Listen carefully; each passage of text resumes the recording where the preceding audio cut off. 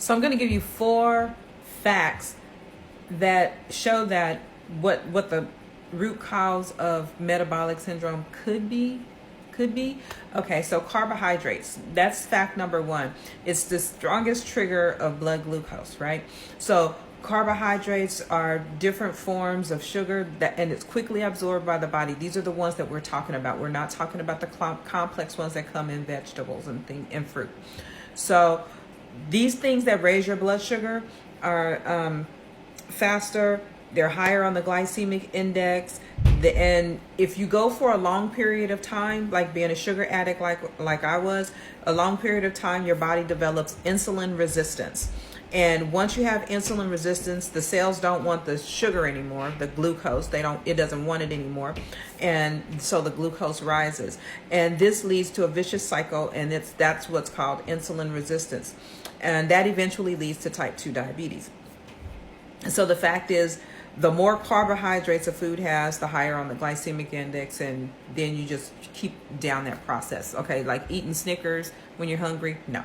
Okay, that's what we're saying. So the second thing is insulin stimulates and promotes the conversion of blood glucose, and it promotes the conversion of it to fat.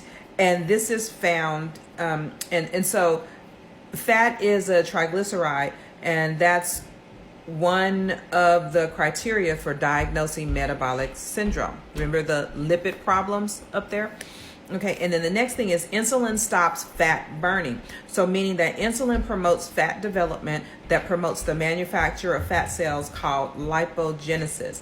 Therefore, it prevents the burning of fat, which is lipolysis.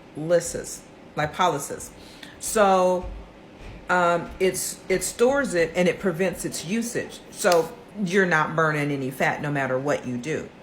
And then the fourth thing is cortisol is a hormone that is a stress hormone, because now your body is under stress.